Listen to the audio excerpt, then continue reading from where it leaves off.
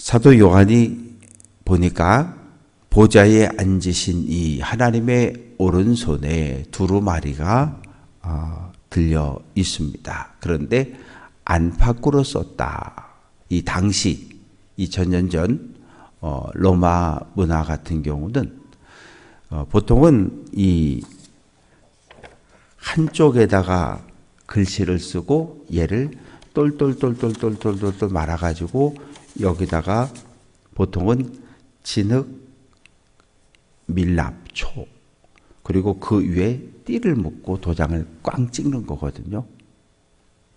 그런데 사적인 문서는 대부분 편지나 그렇게 하는데 법적인 효력이 있는 공식 문서 같은 경우는 이 안쪽에도 글을 쓰고 밖에 쪽에도 글을 씁니다.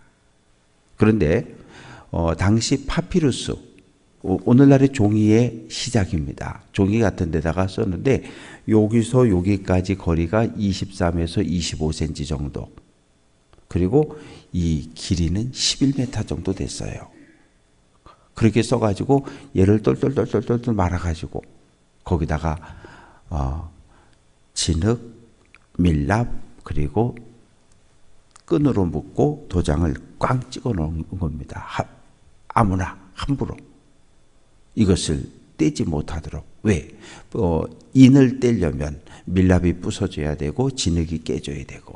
그래서 누가 보면 이거 누가 뜯어봤어. 금방 알 수 있도록 하는 거죠. 그렇게 해서 7인으로 봉했다는 말은 그만큼 이게 중요한 서류고 문서고 내용이라는 이야기입니다. 다니엘 12장 4절 말씀을 보면 하나님께서 다니엘아 마지막 때까지 이 말을 간수하고 이 글을 봉함하라 이런 말씀이 있어요. 다니엘 선지자도 그 내용 가운데 일정 부분은 계시의 내용이 계시록 같은 내용이 담겨 있었거든요. 그러니까 다니엘이 본 환상 들은 말씀을 글로 썼고 그것을 이렇게 똘똘똘똘 말아서 인을 꽁 찍어서 마지막 날까지 열지 말라. 그런 말씀이 등장을 합니다. 그런데 이 말씀이 예수님의 십자가의 죽음 그리고 부활과 승천 이 사건을 통해서 이제 이루어지게 됩니다. 2절 말씀 보면 또 봄에 힘이 있는 천사가 이 천사의 이름이 누군지 몰라요. 뭐 가브리엘이다 뭐 누구다 이런 이야기들은 있는데 누군지 정확하게 이름을 안 써놨으니까. 그런데 이 힘 있는 천사는 계시록 10장 1절에서 3절 계시록 18장 21절에서 또 등장을 하게 됩니다. 이름이 밝혀지지 않은 천사를 대표하는 한 사람이 등장했는데 목청이 엄청 커요. 큰 음성으로 하나님의 가리워졌던 계시를 드러내는데 이것을 모든 사람들이 멀리까지 퍼져갈 수 있도록 지금은 마이크도 있고 스피커 워낙 시설이 좋지만 예전엔 전부 사람의 목소리로 했으니까 큰 목소리로 외쳐야 되는 내용이기 때문에 목소리가 큰 천사가 외치되 누가 그 두루마리를 펴며 그 인을 떼기에 합당하냐. 이 똘똘똘똘 말려있고 인을 찍어놓은 이 두루마리를 이 인을 누가 뗄 거냐. 뗄 자격이 있는 사람이 누구냐. 큰 소리로 묻는 거예요. 그런데 3절 말씀 보면 하늘 위, 땅 위, 땅 아래 이것은 당시 사람들이 가지고 있던 우주에 대한 하늘 위가 하나 있고 땅 위가 있고 땅 아래 이렇게 우주가 이렇게 셋으로 구분이 되어졌다고 그렇게 믿었던 거죠. 이 온 세상 천지 하나님이 창조한 피조물들 가운데 도대체 이 인을 뗄 수 있는 자격을 갖춘 사람이 누구냐? 그런데 없는 거예요. 없어요. 그래서 4절 말씀 보면 그 두루마리를 펴거나 보거나 하기에 합당한 자가 보이지 아니하기로 내가 사도 요한이 크게 울었다는 거예요. 이 인을 떼야 되는데 이것을 뗄 수 있는 자격을 갖춘 사람이 피조물들 가운데 하나님이 창조한 온 세상에 사는 사람들 가운데 아무도 없다는 거예요. 그러니까 엉엉 소리내어 울기 시작합니다. 그런데 5절 말씀 보면 24장로 가운데 한 사람, 믿음을 끝까지 지켜서 구원받은 성도들을 대표하는 24장로 가운데 한 사람이 사도 요한에게 울지 말라, 울지 말아라. 이제 이 인을 뗄 사람이 있으니까 울지 말라고 다독거리며 위로하는데 5절 중간에 보면 유대 지파의 사자 다윗의 뿌리가 이겼으니, 누굴 이야기하는 거예요? 예수님을 이야기하는 거예요.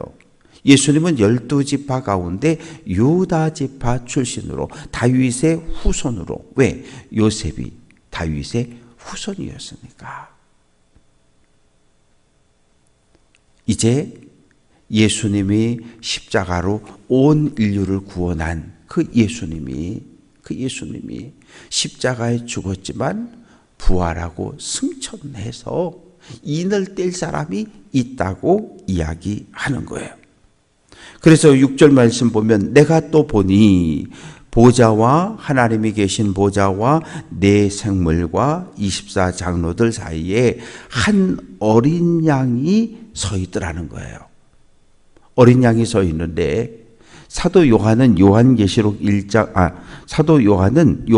1장 29절에서 예수님이 이렇게 걸어오는 모습을 보며 보라, 세상 죄를 지고 가는 하나님의 어린 양이다라고 선언을 했거든요. 사도 요한이 본 어린 양은 십자가에 죽는 예수님이에요. 십자가에 죽은 예수님, 그 예수님이 서 있는 모습을 보게 됩니다. 그런데 그에게 7뿔과 7눈이 있다. 어린 양 예수는 십자가에 죽은 예수고 7뿔 그리고 7눈을 가지신 예수는 부활 승천 하나님 보좌 우편에 계신 예수님이죠요. 그래서 부활한 예수님은 하늘로 올라가셔서 하나님의 능력, 권세를 가지고 온 세상을 다스리시고 통치하시는 메시아이십니다. 그래서 뿔이라고 하는 것은 권세와 능력을 상징하고 7눈은 7영, 즉 성령을 이야기합니다. 7절 그 어린 양이 나와서 보좌에 앉으신 이의 오른손에서 두루마리를 취했다. 하나님 오른손에 들려있던 이 두루마리를 어린 양 예수가 취했다는 거죠. 그리고 그러자 8절 말씀 보면 네 생물 24장로들이 어린 양 앞에 엎드렸다. 네 장로와 하나님을 찬양하던 네 장로와 24장로들이 어린 양을 향하여 찬양하기 시작합니다. 그 앞에 엎드리는 거예요. 그리고 각각 검은고와 향이 가득한 금대접을 가졌다. 검은고, 이게 번역이 1920년대 번역이거든요. 그런데 오늘날 서양 악기로 이야기를 하면 하프예요. 하프. 그런데 조선 땅에는 하프라고 하는 악기가 없었어요. 그러면 하프하고 가장 비슷한 음을 내는 악기가 뭐가 있을까 찾아보니까 검은고였던 거예요. 그래서 검은고로 번역이 되어졌는데 실제로 당시 2000년 전 로마 지역에서 이 음악을 할 때 사용했던 가장 대표적인 악기가 하프입니다. 하프를 가지고 연주하며 하나님을 찬양했고, 그리고 향이 가득한 금대접을 들고 있는데 이 향이라고 하는 것은 성도들의 기도라고 이야기를 합니다. 그래서 이 어린 양 예수가 인을 뗄 자격이 있음을 네 생물과 24장로들이 인정하고 어린 양 예수를 찬양하는 모습을 볼 수 있습니다. 우리가 예배에 참석합니다. 예배의 핵심은 무엇입니까? 하나님을 누구로 고백하느냐예요. 2000년 전 로마 제국은 제우스 신을 믿었고 그리고 살아있는 황제를 제우스 신의 아들이라고 살아있는 신으로 숭배할 것을, 경배할 것을 강요받았거든요. 1930년대 일제는 일본 천황을 살아있는 신으로 숭배할 것을 한국 땅에 우리 조선 사람들에게 강요했거든요. 국가의례라고 하는 이름으로. 그러나 교회는 거부했어요. 왜?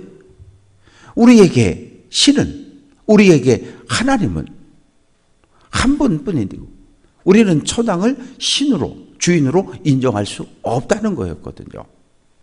2000년 전 초대교회가 겪었던 동일한 아픔을 우리는 일제강점기에 천황을 섬기라고 하는, 천황에게 무릎 꿇으라고 하는 동일한 경험을 하게 된 거예요.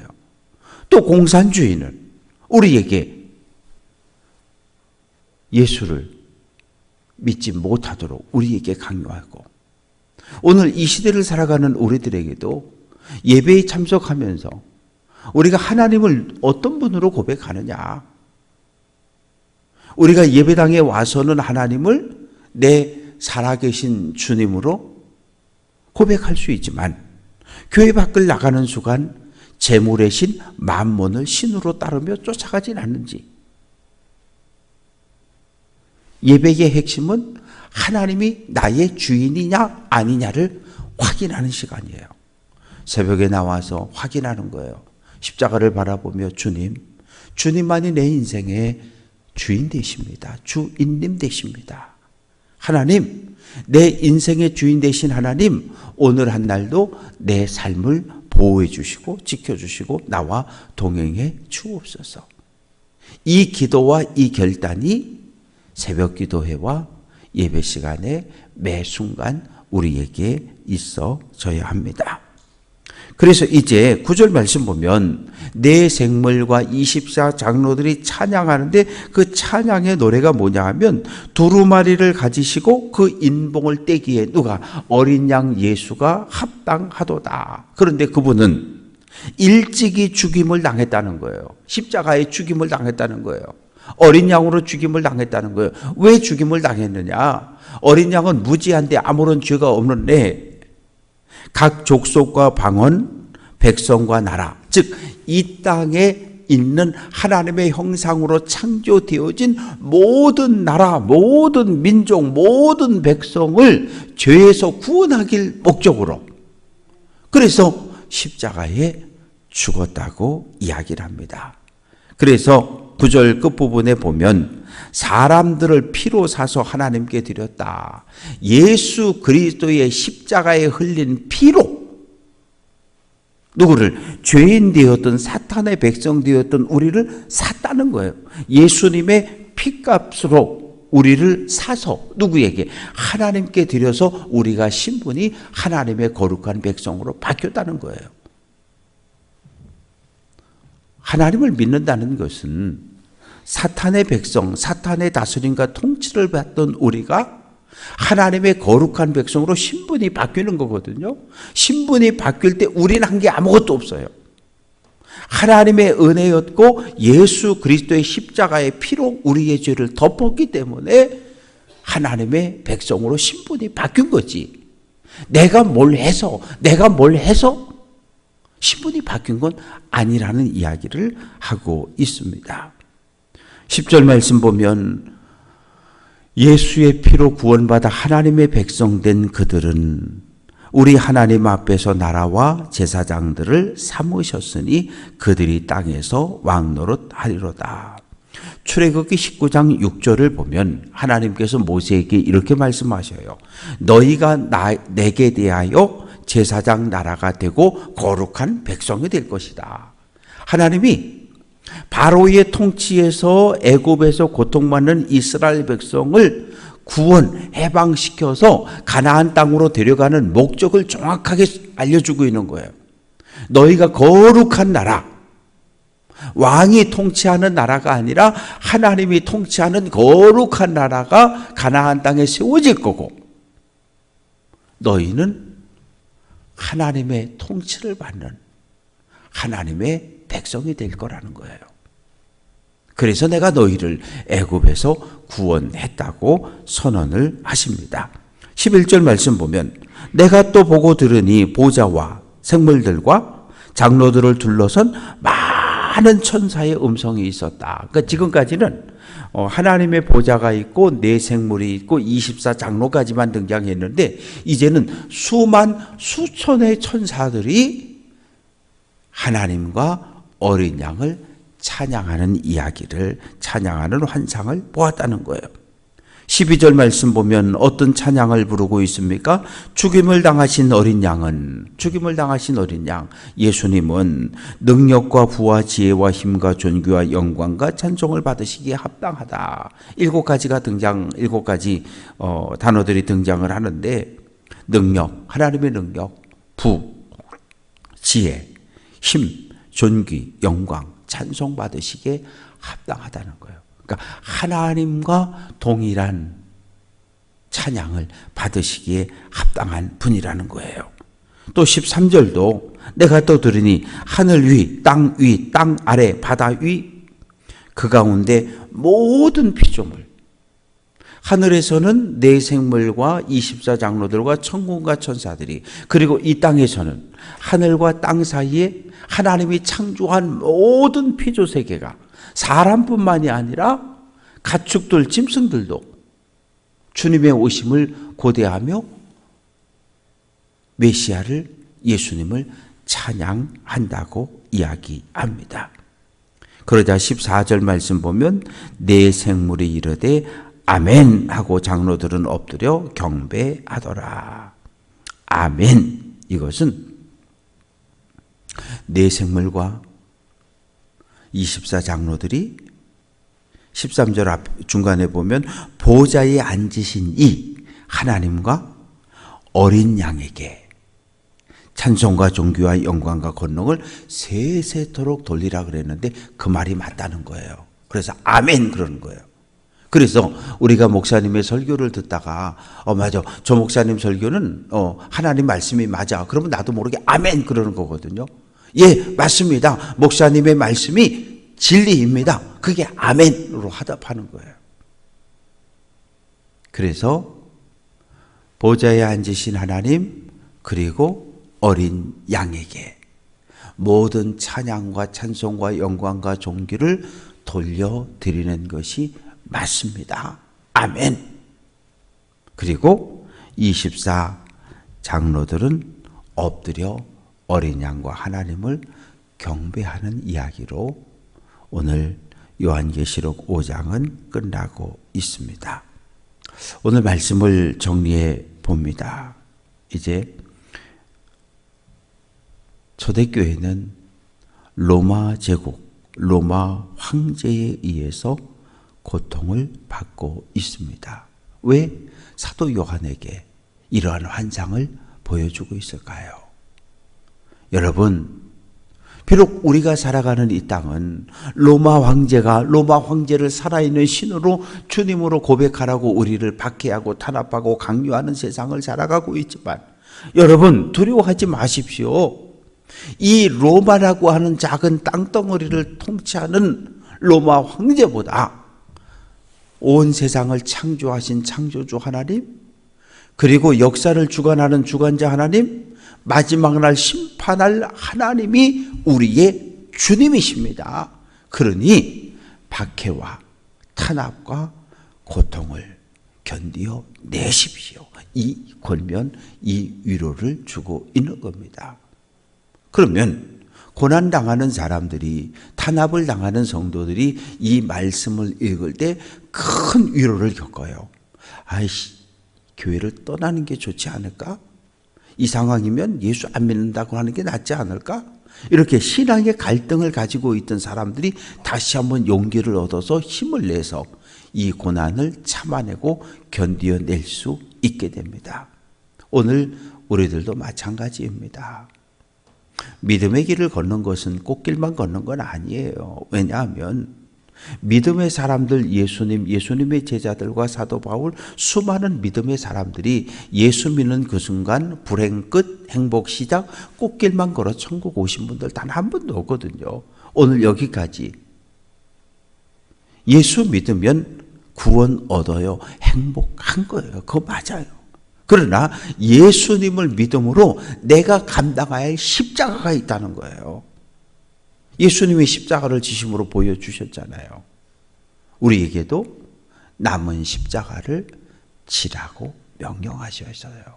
그 십자가는 고난이고 그 십자가는 때로 눈물이고 아픔이고, 바라고 소망하는 것은 오늘 한 날도 나에게 주어진 나의 십자가 지고 주님의 뒤를 묵묵히 따라가며 세상에서의 삶 속에 승리하는 귀한 성도들 될 수 있기를 주님의 이름으로 축원합니다.